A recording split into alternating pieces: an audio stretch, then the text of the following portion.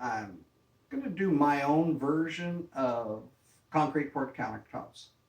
Um, I've started off, you could find probably hundreds of different videos online as far as how to make a mold to do.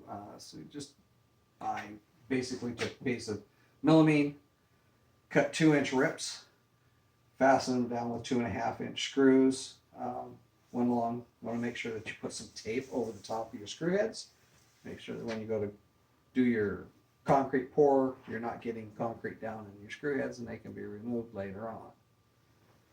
My version of the concrete countertops is we're going to take and put these rocks and the stones down in, have an inset so that when we flip the mold over, all the stones are going to be seen. I've just taken regular rocks that we've collected. I've taken a rock slab a slab saw that I have, and cut them into just chunks and randomly placed them in a pattern that we think would be appealing. These here are going to be set for the faucet, and we also have an Insta-Heat that we're going to be placing into here. These here will take, and we'll fasten everything down here with silicone. I'll show you that in a little bit later video, but I just wanted to cover this portion of it because we got our stones all set. Got them numbered from 1 to 42, I believe it is. Numbered the stone, numbered the base, drew around every stone so that when we take them off, they can be placed back in here. They're going to be placed in, and you're going to take and put just a little couple of dabs of silicone to adhere them into place after the mold is prepped and ready to go. That's all the stone setting and everything has made the forms really dirty right now, which you cannot have when you go to do the concrete pour. And besides that, you got to take and you got to wipe everything down, all nice and clean. Wipe it down with alcohol. Get every little speck out of it and make sure it's nice and clean, lint free. Everything, all the debris is gone out of it. After you do that, then you take and you wipe the entire surface down, sides, corners, bottom. Everything's got to be wiped down with either a beeswax, any type of paste wax would work just fine. Do a real thin coat on everything. You can also use olive oil. Anything of this would work as a great release agent. So when you flip the countertops over, your concrete's going to come out of it. You got to have a nice release agent, or you're going to end up with problems later on. Again, you got to have everything nice and clean, neat. All the lint, any little things like this got to be gone, because if you do not remove this stuff, when you flip it over, it is going to show in your countertops. All of these fine specks and debris and dirt will show on the top of your countertops, which you don't want. We've decided to do it as a river, kind of a flowing water pattern of rocks. This here section along here is going to be our main countertop. This piece and this piece hooked together. We're going to have one seam. If you notice on this end here of this mold, there's no silicone. Same way for on the inside of the adjoining one. I stopped the silicone here. These two need to butt together. The silicone creates a concave that gives you a rounded edge on the countertop. You need to leave a crisp, sharp edge here where two countertops meet together, and you're going to form a seam. If you was to put silicone in here, then that would leave a concave and you would see the line more. As long as you don't put the silicone in there, it's going to make a crisper edge. You're not going to have a seam that's going to show as much. You're going to have a seam.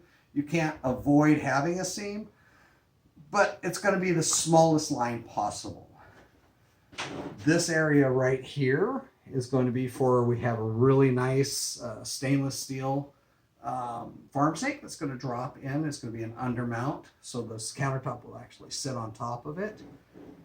These two pieces are for either side of our stove. This here is for, against the wall. This one's going to be just a little countertop that we have in between our stove and our refrigerator.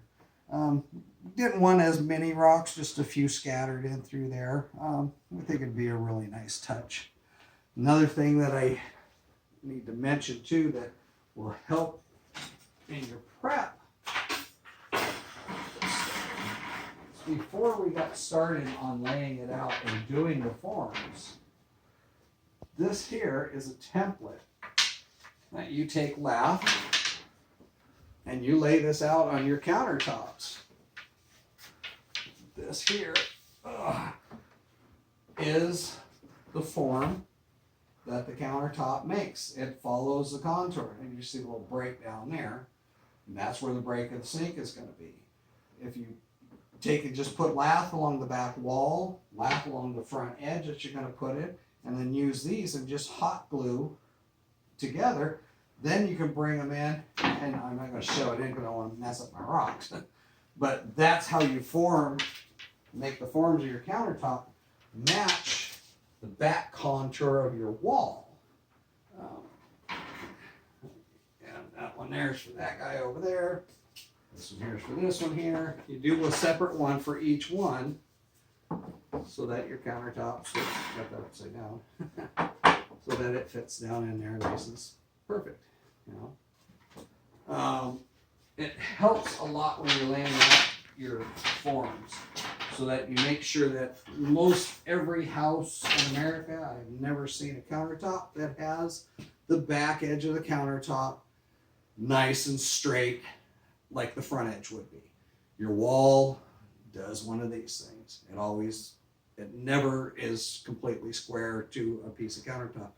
If you use that way, you lay your countertops in and you can slide it back in against the wall, and it's going to fill that void in behind. So if you have a thinner backsplash or something, you got real thin tiles, or you just want to paint or something, you don't want to have a big backsplash there, then you're going to have a nice tight joint all along that back wall, to whereas you wouldn't have if you had just made a perfectly square form.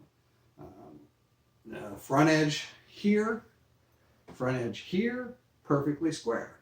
That back edge along the line follows the contour of the wall. It's going to help you when you actually go to lay it out. I think that's pretty much all I got for you tonight. I got to do some other prep. I'm going to pull all these rocks out. When I pull all the rocks out, and like I said, we've got them all numbered. You can see here, we've numbered them up to 42. So we've gone underneath of each one